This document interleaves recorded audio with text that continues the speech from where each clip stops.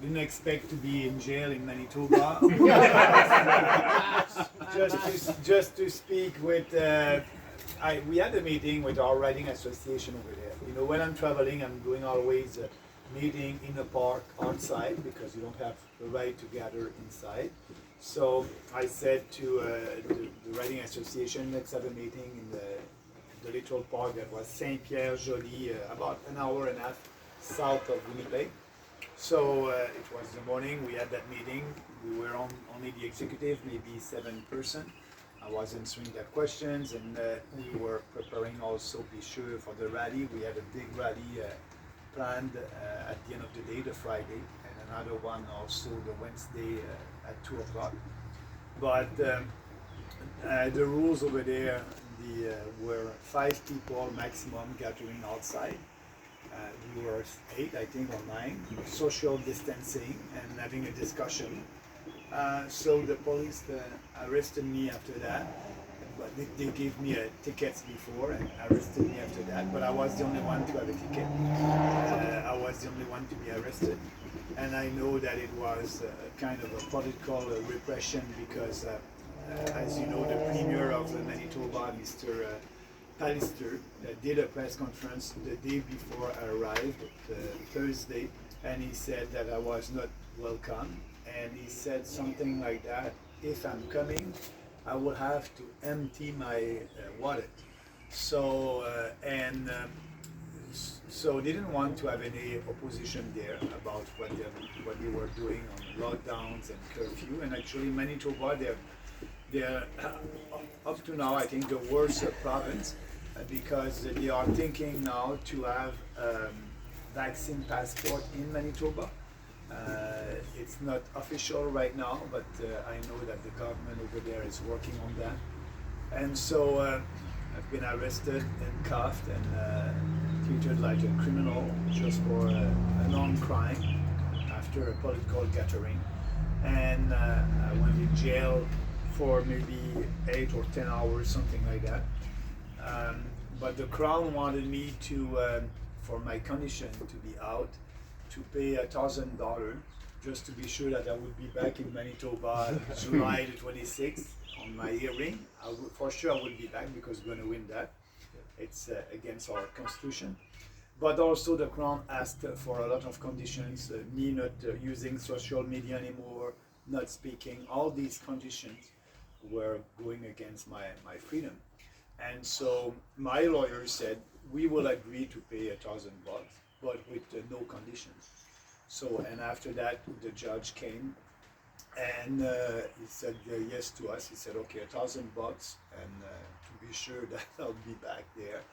And without any, all the crazy conditions that the Crown wanted me to agree with. And that's why I said it's a political repression, because they didn't want any opposition, and they didn't have any opposition in Manitoba. And that was the cops that arrested me were not from that little town.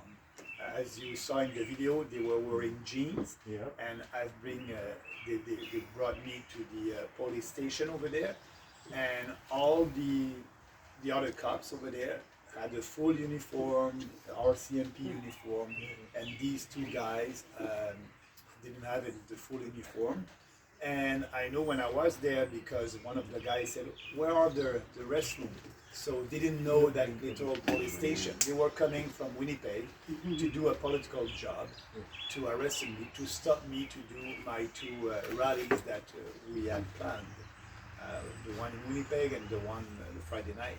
So that's why I'm pretty sure that it was directed toward me and from the premier of that province. Félicitations, congratulations, Mr. Russ. Yeah. So, and after that, I've been arrested around 2:00 p.m. and I was able to leave the police, the jail actually around 11:30. But the funniest thing is, the judge said he will have to give $1,000 cash. So I was with my volunteer over there, and I told him, can you go bank machine. I didn't have, when you're in jail, you don't have anything. You don't have. It's just different rules of jail. You don't have your cell. You don't have your watch. You don't know what time is it. Yeah. It's a little cell. You don't have your shoes. You're right. You have the right to your socks, your pants, and your shirt, and that's it.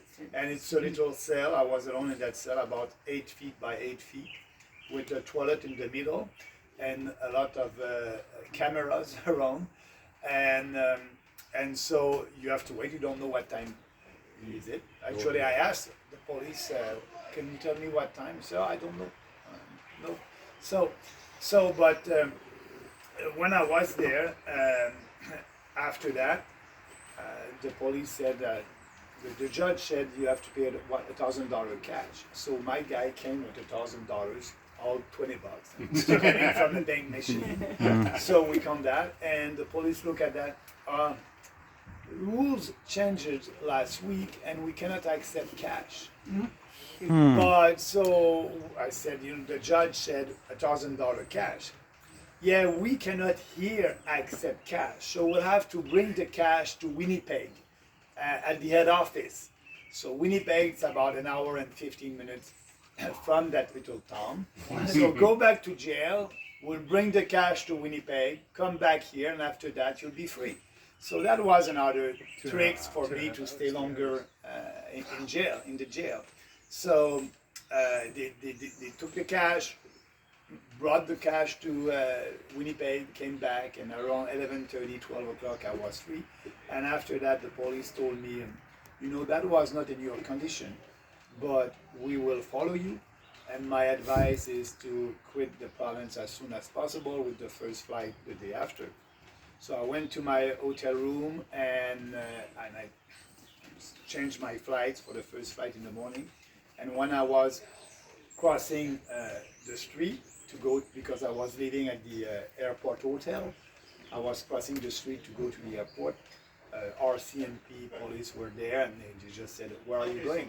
I'm going to the airport, and I have a flight at 9:30. They said, "Okay, go there, and I don't want to see you here anymore." And that was it, So, but like I said, when I was on Tucker, I'll be back in Manitoba. I'll be back maybe before the 26th of July, and we will win that case. It's against our constitutions. We have freedom of peaceful assembly, freedom of speech. These authoritarian orders are not constitutional. So that was it. And and you have the right to do 2 calls. So I called when I was there. I called my lawyer, and my lawyer told me before, if you're going in jail, you're gonna have. It's your constitutional right to call your lawyer, so they will let you call me maybe 2 times. But sometime, if you ask them if you want to call your wife, they will give you that privilege. So after maybe 6 hours, I said, "Oh, can I call my wife?" "No, you don't have the constitutional right to call your wife, so stay there." So that was it, yeah. Rules change. And people ask me about what I said when I was arrested. I said when the police asked me, "Do you have any weapons on you?" First of all, I didn't think about saying that, because that was the first time I was arrested. So I don't know that the police ask you if you have any weapons on you or if you have something that can hurt him. I didn't know that. But when he asked that question, I tried to be, if I said, weapons, and you can see that on the video. I was surprised. Weapons? I'm a politician. I'm not running around with weapons. So I was surprised about that. And I came with that, maybe only my words, only my philosophy, because you're doing that because you don't like what I'm saying, and that can hurt you, what I'm saying. And so that's why I came and I said that. And so that was it. Just a moment of inspiration, because it traveled so well. Yeah. Those words, just my words. Yeah. And my philosophy. Yeah. Just phenomenal. You should work for Hallmark with words like that. So we. But it's true. Yeah, no, It's 100% true. Like you're not. No, I You're think being that- honest. Yeah, That's what was made Yeah. so amazing. yeah, but you know, and you know, and I saw a video of a priest being arrested in Alberta, and the police came and they arrested him. He didn't handcuff him, you know. They arrested him and the guy walked in the car and that's it. Yeah. But you know, they handcuffed me like a criminal. Yeah. Some priests in Alberta they did handcuff, I think, though. And Yeah, but the last one was The last not. one. Yeah. Yeah, no, they took him in front of his crying children. Yeah, exactly. And the guy, yeah, It's selective selective enforcement, right? yeah, yeah. So, but 2021, and that and I knew them. They were not kind with me. They had a job to do, and they said, you know, that's it. Our politicians told us to do that. We'll do it. And, They were just doing a job. They Yeah. didn't. They didn't. but and they search you before going into jail. did they put the gloves on? No, they didn't. All right. They didn't. So it wasn't that thorough of a search, then we'll say. That it was unhygienic. Well, I've been on both sides. I've been arrested myself, and I've been also a jail guard. Oh yeah. Oh, yeah. I know that. Okay. Yeah, so I've been on both sides. Obviously, never arrested